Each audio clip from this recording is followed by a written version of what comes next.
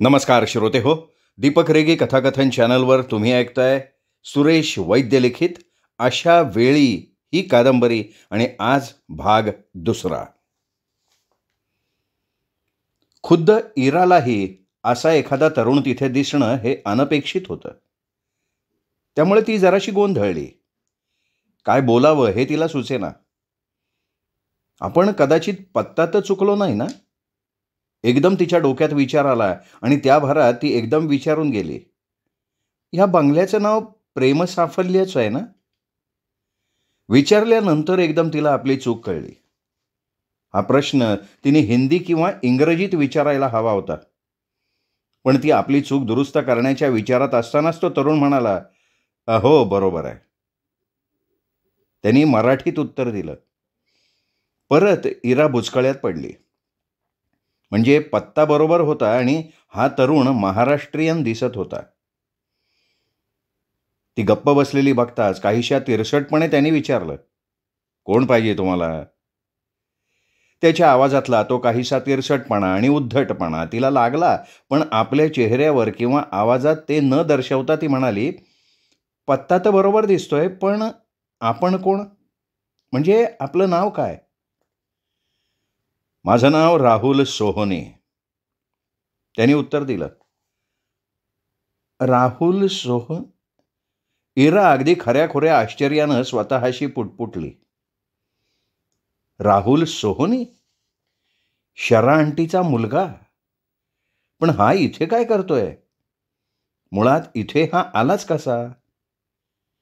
काहीशी भांबवून गेलेली इरा विचार करत होती. या वेळेपर्यंत हे सर्व संभाषण दारात उभं राहून चाललं होतं. ओठांवरनं जीभ फिरवत ती म्हणाली, मला थोडं पाणी हवं होतं. त्याच्याही बहुतेक ते लक्षात आलं असावं की आपण तिला आत घेतलेलं नाहीये. दारातून बाजूला होत तो म्हणाला, सॉरी, आत या. त्याच्या मागोमाग इरा आत गेली. तिला तिथल्या सोफ्यावर बसवून तो आत गेला. इरानं झटकन आजूबाजूला नजर फिरवली. त्या चिमुकल्या बंगल्याचा तो हॉल बऱ्यापैकी मोठा होता. अर्थात इथे असं येणारं कोण होतं? 2 माणसांसाठी तो भरपूर मोठा होता. सामानही मोजकंच होतं. सोफा, 2 वेताच्या खुर्च्या, एक वेताचा टिपॉय. खाली जमिनीवर मात्र जाडजूड गालिचा होता. कोपऱ्यात टेबल, त्यावर फुलं ठेवण्यासाठी पुष्पपात्र. सध्या ते रिकामं होतं. आतून राहुल पाणी घेऊन आला. तिच्यासमोर टिपॉय ओढून त्यावर त्यांनी तो पाण्याचा ग्लास ठेवला. मग आतल्या भागाकडे जाणाऱ्या दरवाज्यातच हाताची घडी घालून उभा राहिला. इरानं न बोलता ग्लास उचलला आणि तोंडाला लावला. तिचं पाणी पिऊन होताच त्यांनी विचारलं, तुम्ही कॉफी घेता ना? मी कॉफी करतो. नाही नको, कशाला ना उगाच. औपचारिकता पाळण्यासाठी इरा म्हणाली, पण तिच्या त्या नकारात फारसा दम नव्हता. सध्या तिला चहा, कॉफी यासारख्या काहीतरी पेयाची अगदी कधी न जाणवलेली अशी निकड भासत होती. तिच्याकडे एक दृष्टिक्षेप टाकल्यानंतर राहुलच्याही बहुतेक ते लक्षात आलं असावं, कारण पुढे काही न बोलता पाण्याचा ग्लास उचलून तो आत निघून गेला. त्याच्या त्या आदरातिथ्य करण्याच्या पद्धतीत इराला अगदी एखाद्या गृहकृत्यदक्ष कर्तबगार बाईच्या हालचालींचा भास होत होता. तो आत जाताच मात्र मघासचा तो प्रश्न तिच्या मनात उफाळून आला की हा इथे कसा? शरा आंटीचा एक मुलगा असल्याचं आणि तो अमेरिकेत त्याच्या आत्याकडे असल्याचं तिला वडिलांनी सांगितलं होतं. त्याच्याबद्दल फारसं त्यांनी कधी सांगितलं नव्हतं किंवा तिनेही कधी विचारलं नव्हतं. शक्यता आहे की आईच्या मृत्यूचं कळल्यावर तो अमेरिकेहून भारतात आला असेल. पण तरीही त्याने बंगलोरला असायला हवं होतं. इथे कसा तो आला? का त्यालाही आपल्यासारखीच या दोघांच्या संबंधांची माहिती आहे? असली तर प्रश्नच नव्हता, पण नसली तर? नकळत इरा शहारली. आईबद्दल त्याला कळलं आणि त्यात आपण कोण हे त्याला कळलं तर त्याची काय प्रतिक्रिया होईल? इराच्या डोळ्यासमोर राहुलचा चेहरा आला आणि मग आत्तापर्यंत न जाणवलेली गोष्ट तिला कळाली. राहुलनं जर वडिलांचं रूप उचललं असेल तर शरा आंटीचा नवरा दिसायला आकर्षक होता असंच म्हणावं लागेल, कारण तो आपल्या आईसारखा तर नक्कीच नव्हता. फक्त आईचे मोठे, निरागस आणि स्वच्छ डोळे त्याला मिळालेले होते. राहुलचा विषय डोक्यातून बाजूला काढत इरानं समोरच्या भिंतीवरच्या एका मोठ्या निसर्ग चित्राकडे नजर टाकली. हाताने काढलेलं चित्र होतं ते. इरा उठून चित्राजवळ गेली.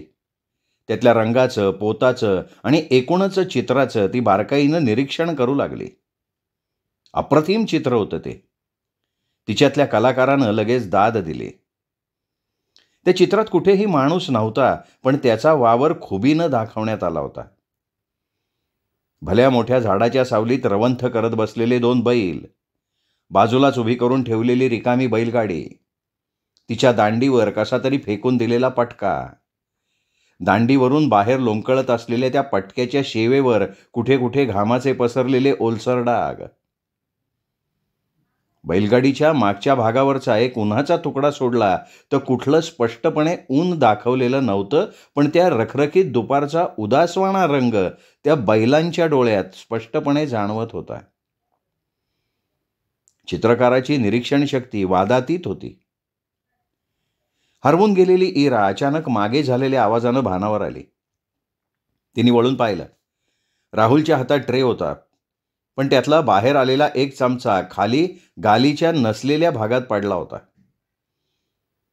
इरानं झटकन पुढे होऊन चमचा उचलला, परत ट्रेमध्ये ठेवला. थँक्स, राहुल म्हणाला आणि त्याने ट्रे टीपॉयवर ठेवला. मग बाजूची वेताची खुर्ची टीपॉयजवळ ओढून तीवर तो बसला. इराही परत आपल्या सोफ्यावर आपल्या आधीच्या जागी बसली.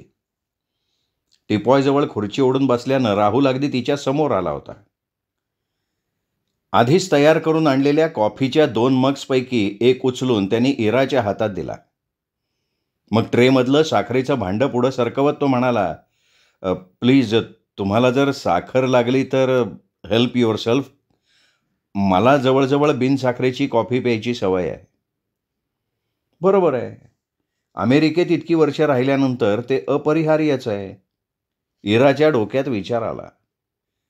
वर्करनी काही न बोलता तिने कॉफीचा एक घोट घेऊन बघितला. तिचं सगळं तोंड एकदम कडवटून गेलं. एकतर ही खास दक्षिणेकडची कडक कॉफी, त्यात राहुलनं साखर अक्षरशः नावाला सुद्धा टाकली होती का नाही कोणास ठाऊक. तोंड वेडवाकडं करत इरानं साखरेचं भांडं जोरात पुढे ओढलं. मगाचा तिने ट्रेमध्ये टाकलेला चमचा त्यात बुडवून चांगले 3 चमचे भरून साखर आपल्या मगमध्ये टाकले.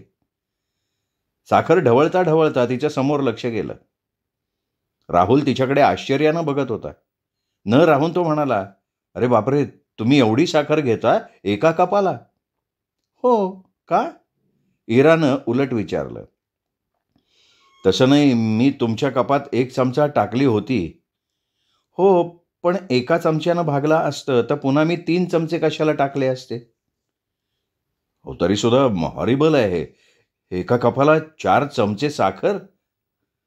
राहुल अजिबात आपला आश्चर्य न दडवता आणि मुद्दा न सोडता बोलत होता. पण मला एक कळत नाहीये.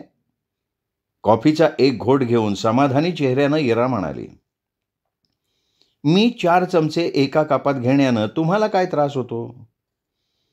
तुम्हाला कडू कॉफी आवडते म्हणून ती मलाही आवडावी असा काही नियम नाही. शिवाय मला डायबिटीस वगैरे अजिबात होण्याची शक्यता नाही. उलट मला जास्तीत जास्त साखर खाण्याचा डॉक्टरांनी सल्ला दिलाय, तेव्हा तुम्ही अजिबात काळजी करू नका. मी तर म्हणते ही अशी कडक कॉफी घेण्यानं जास्त दुष्परिणाम होण्याची शक्यता असते. तिचं बोलणं ऐकताना खरं म्हणजे राहुलला संताप येत होता. ही मुलगी अत्यंत आगाऊ आणि स्वतःला शहाणी समजणारी दिसतीये असं त्याला वाटलं. पण आपला संताप कसा व्यक्त करावा ते त्याला कळेना, कारण तिच्या बोलण्यात उपहास नव्हता, राग नव्हता, तिरसटपणा सुद्धा नव्हता, तर विलक्षण शांतपणा होता. जणू राहुल एक मठ्ठ विद्यार्थी होता आणि त्याला समजावून सांगणं हे तिचं कर्तव्य होतं. त्यामुळे नाईलाजानं राहुलला गप्प बसावं लागलं. इराला मात्र राहुलच्या या फेरबदलाची काही कल्पना नव्हती. ती आपली समाधानानं कॉफी पिण्यात मग्न होती. कॉफी पिऊन झाल्यावर तिने आपला मग ट्रेमध्ये ठेवला. राहुल कॉफी संपवून तिच्याकडे बघत होता. कॉफी प्यायल्यामुळे इराला खरोखर हुशारी वाटत होती. त्यामुळे ती आपली साधेपणानं तिच्याकडे बघणाऱ्या राहुलला म्हणाली, कॉफी छान होती हं. ती खरोखरच्या प्रामाणिकपणानं म्हणाली होती, पण राहुलचा एकदम भडका उडाला. बरं, त्याला तिचा अंदाजही येत नव्हता. वास्तविक त्याच्यासारख्या मुलाला जग हिंडून बघितल्यानं, नाना अनुभव घेतल्यानं मुलींविषयी अचूक अंदाज बांधता येणं कधी अवघड गेलेलं नव्हतं. मुलींचे मर्मबिंदू त्याला 2-1 भेटीतच कळून जात, पण इथे मात्र कुठेतरी तो कमी पडत होता. समोरची मुलगी आपल्याला वाटते तशी आगाऊ अतिशहाणी आहे का भाबडी निष्पाप आहे, काही अंदाज येत नव्हता. पण एक मात्र खरं होतं की ती विलक्षण शांत होती आणि तो शांत सहजपणा तिच्या वागण्या बोलण्यातनं ताबडतोब जाणवत होता. त्याला बघितल्यावर पहिल्यांदा बसलेल्या त्या धक्क्यातनं ती ताबडतोब सावरलेली दिसत होती आणि आता तर जणू काही आपल्याच घरात खूप वर्ष आपण त्याच्या ओळखीचे असल्याच्या थाटात ती सहजपणे बसलेली होती. आपण एका परक्या तरुणाबरोबर अशा आजूबाजूच्या घरात एकटे आहोत असं काही तिला वाटत असल्याचं त्याला जाणवलं नाही. चेहऱ्यावर कुठेही बावरलेपणा, गोंधळ नव्हता, हालचालीत संकोच नव्हता. पारदर्शक काचानाडच्या तिच्या शांत आणि निर्मळ डोळ्यांकडे बघताना नकळत राहुलचा पारा खाली आला. तिची माहिती करून घेण्याच्या उद्देशानं त्यानंच परत संभाषणाला सुरुवात केली. मगाशी तुम्ही ते चित्र निरखून बघत असताना मी पाहिलं. तुम्हाला चित्रकलेची आवड आहे का? त्याने विचारलं. एकदम तिला तिचं नाव आणि इतर बाबी विचारणं राहुलला प्रशस्त वाटेना, म्हणून त्यानं हा आडवळणाचा मार्ग स्वीकारला. बोलता बोलता बऱ्याच गोष्टी कळल्या असते. हो, आवडही आहे आणि आता तो व्यवसाय सुद्धा झालाय. म्हणजे म्हणजे असं की मी कमर्शियल आर्टिस्ट आहे. आवडीतून या अभ्यासक्रमाकडे वळले आणि आता शिक्षण पूर्ण करून व्यवसाय सुद्धा करते. अच्छा अच्छा अच्छा, पण मग तुमचा स्वतःचा व्यवसाय तुम्ही टाकलाय का? नाही, मी सध्या एका जाहिरात कंपनीत नोकरी करते. तशी वेळ मिळेल तसं फ्रीलान्सचं काम स्वीकारते आणि अधूनमधून स्वतःची चित्रकलेची आवडही पुरवते. म्हणजे व्यवसायातून थोडंसं बाजूला होऊन स्वतःसाठी चित्र काढणं असंच ना? हो, बरोबर आहे. अशा वेळा अर्थात फार कमी मिळतात. चालायचंच. मलाही फोटोग्राफीची फार आवड आहे. पण वेळ मिळेल तशी तशी ती आवड पुरवावी लागते. तुम्हाला कुठल्या प्रकारची चित्र जास्त आवडतात? मला स्वतःला पोर्ट्रेट्स आणि लँडस्केप्स. सेम ॲज मी. राहुल काहीसा खुशीत म्हणाला. बाय द वे, तुम्ही कुठे राहता? इरानं ओळखलं. आता निर्वाणीचा क्षण जवळ आलाय. तिला तो आपल्या वडिलांचं आणि त्याच्या आईचं प्रकरण माहिती होतं, पण त्याचं अजून तिला काही कळत नव्हतं. त्याला ह्या सगळ्या गोष्टी कळाल्या आहेत हे तिला माहिती नव्हतं. विशेष म्हणजे आपण कोण आहोत हे त्याला कळल्यावर काय होईल. मी मुंबईत राहते. मुंबईत? एक क्षणभर त्याच्या डोळ्यात चलबिचल झाली. मग त्याने विचारलं, अच्छा, आणि तुमचं नाव? इरानं दीर्घ श्वास घेतला आणि मग शांतपणे म्हणाली, मी इरा पंडित. आ? आश्चर्यानं तो ओरडला. एवढ्या वेळपर्यंत सभ्यपणे बोलणाऱ्या राहुलच्या चेहऱ्यावर झपाट्यानं बदल व्हायला लागले. त्याच्या डोळ्यातनं बाहेर पडणारा तीव्र संताप इराला जाणवला. म्हणजे तू त्याची मुलगी आहेस तर? विखारी स्वरात ताडकन उभं राहत तो म्हणाला. त्याची म्हणजे कोणाची? इरानं शांतपणे विचारली. ती त्याच जागी बसून होती. तुला चांगलं माहिती आहे मी कोणाबद्दल बोलतोय ते. त्याशिवाय तू इथे आलीच नसतीस. याचा अर्थ तुला हे माहिती आहे. राहुल संतापून बोलत होता. राहुल जितका संतापला होता तितकीच इरा शांत होती. हो, मी चंद्रकांत पंडित यांची मुलगी आहे. माझे वडील आणि तुमची आई दोघांचे प्रेमसंबंध होते. दोघं इथं येऊन राहायचे, भेटायचे आणि हे सगळं मला माहिती होतं. असं, तू त्याचीच मुलगी. तुझ्या बापानं माझ्या आईला नादाला लावलं तर तुला काय त्याचं? लाज वाटली नाही थेरड्याला? इतकी जर त्याला हौस होती तर त्याला दुसरी कोणी बाई मिळाली नाही? माझ्या आईला फशी पाडलं? फार नाही तर या देशात वेश्यांना तोटा आहे असं मला नाही वाटत. थांबा सोहनी. बेभान झालेल्या राहुलला मध्येच तोडत इरा तीक्ष्णपणे म्हणाली. विलक्षण संयमानं तिने स्वतःच्या रागावर काबू ठेवला होता. तिने बोलायला सुरुवात केली तेव्हा तिचा आवाज नेहमीसारखा शांत होता. मी मगापासून ऐकतेय. माझी ओळख कळल्यानंतर सभ्यता ओलांडून तुम्ही मला एकेरी संबोधताय. त्यावर मी आक्षेप नाही घेतला. माझ्या वडिलांबद्दल तुम्ही अनादरानं बोललात तेही मी मान्य केलं. ज्या परिस्थितीत तुम्ही आहात ती बघता मी हे समजू शकते, पण सभ्यतेच्या पायऱ्या तुम्ही फार वेगानं ओलांडून आता गलिच्छ आरोपांकडे झुकलाय. आता मी काय सांगतेय ते नीट ऐका. माझ्या वडिलांनी तुमच्या आईला नादी लावण्या इतक्या किंवा फशी पडण्या इतक्या त्या लहान, बेजबाबदार आणि अडाणी नव्हत्या. त्या स्वतः डॉक्टर होत्या, वयानं मोठ्या होत्या. निदान आपण काय करतोय हे समजण्या इतका समंजसपणा तर नक्कीच होता त्यांच्यात. दुसरी गोष्ट, दोघेही शारीरिक तृप्तीसाठी एकमेकांच्या जवळ आलेले नव्हते. इतक्या खालच्या पातळीवर त्यांच्या संबंधांना नेऊ नका. जाणत्या वयातले समंजस आणि परिपक्व संबंध होते ते. त्यामध्ये कुठे नावाला सुद्धा अपवित्रता नव्हती. ईश्वराला देखील ते मान्य असावेत म्हणून दोघांचाही एकत्रच मृत्यू झाला. शेवटचं वाक्य बोलताना नकळत इराचे डोळे पाणावले.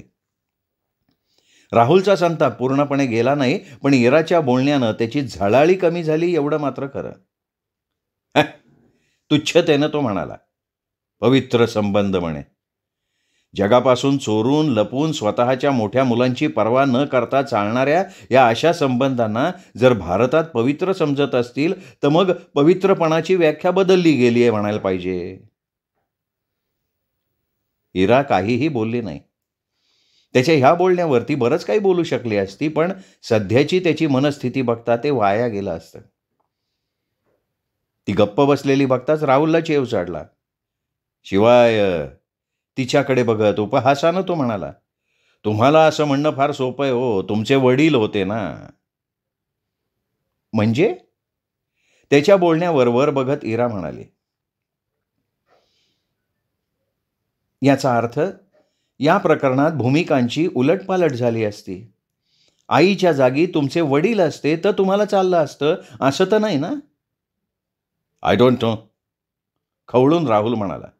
मला एवढंच माहिती आहे, माझ्या आईनं लग्नानंतर एक मुलगा झालेला असताना विवाहबाह्य संबंध ठेवले. माझ्या मनातनं ती उतरली आहे. मला तुमचं फार आश्चर्य वाटतंय. तुम्ही सुशिक्षित आहात, अमेरिकेसारख्या प्रगत देशात तुमचं शिक्षण झालंय, तरीही तुमचे विचार एवढे संकुचित कसे? मी अमेरिकेत राहिलो म्हणजे धर्म, आपली संस्कृती विसरलो नाही ना.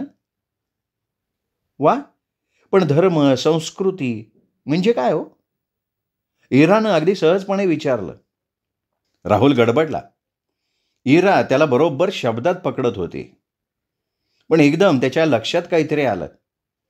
डोळे बारीक करत तो म्हणाला, आत्तापर्यंत मी स्वतः संबंधी जे बोललो त्यात मी अमेरिकेला होतो असा कुठेही उल्लेख केल्याचं मला आठवत नाही. वेल, माझ्याबद्दल तुम्ही बरीच माहिती गोळा करून ठेवलेली दिसतीये. तुमचा अंदाज चुकीचा आहे. नाकावरचा खाली घसरलेला चष्मा वर सरकवत ती म्हणाली, तुमच्याबद्दलची माहिती मी गोळा केली नाहीये, मला ती कळली आहे, अर्थात माझ्या वडिलांकडनं. आणि त्यातही फक्त तुम्ही शिक्षणासाठी अमेरिकेला होतात एवढ्याचाच समावेश आहे, बाकी मला काहीच माहीत नाही. खरं का काय? उपरोधिकपणे राहुल म्हणाला, तुम्ही चांगल्याच बनेल आहात. मला वाटतं मी कशी आहे हे लोकांकडून कळण्या इतकी पाळी अजून माझ्यावर नाही आली. तेव्हा मला ते सांगून वेळ घालवण्यापेक्षा मुद्द्यावर येणं जास्त चांगलं होईल, नाही का? अत्यंत शांतपणे इरा म्हणाली. राहुलनं तिच्याकडे रोखून बघितलं. इराही त्याच्या नजरेला नजर देत होती. माझ्या आईनं राहुलची आणि इराची जोडी छान दिसेल, दोघं एकमेकांना कसे आणि किती अनुरूप आहेत हे तिच्या तुमच्या वडिलांना सांगितलं होतं आणि ते तुम्हाला माहिती नाही म्हणता. त्यांनी तुम्हाला हे सांगितलं नाही? माझा याच्यावर विश्वास बसत नाही, इरा मान हलवत म्हणाली.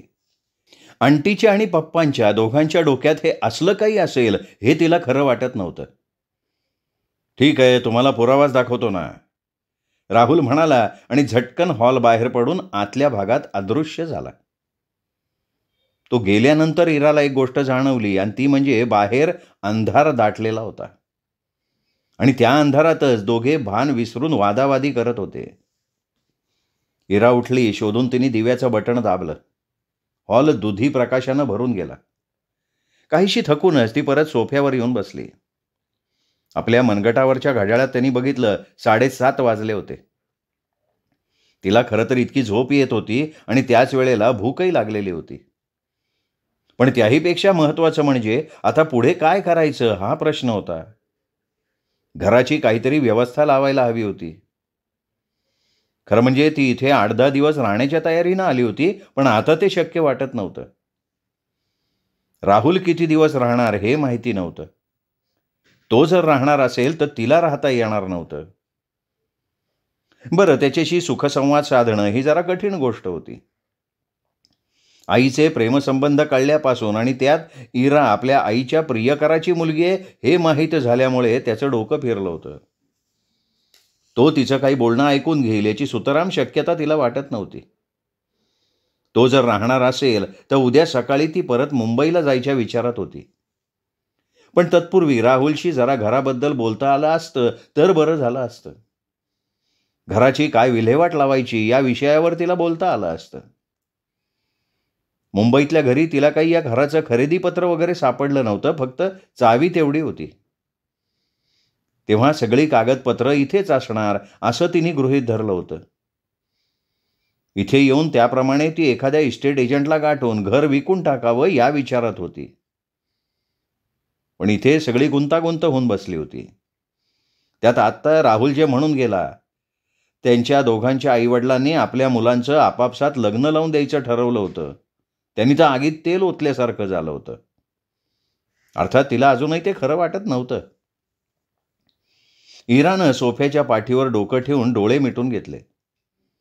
थोडा वेळ थकवा दूर करण्यासाठी पडावं असं तिने ठरवलं. पण आपले डोळे जड होऊन आपण कधी झोपलो हेही तिला कळलं नाही. श्रोते हो, हा होता दुसरा भाग. तिसरा भाग उद्या. पण तत्पूर्वी तुम्ही जर चॅनल सबस्क्राईब केलेलं नसेल, चॅनल सबस्क्राईब करायचं तुमच्याकडनं राहून गेलं असेल तर एकच नम्र विनंती की चॅनल सबस्क्राईब करा. शेजारी घंटीचं चिन्ह आहे, बेल आयकॉन, ते प्रेस करा.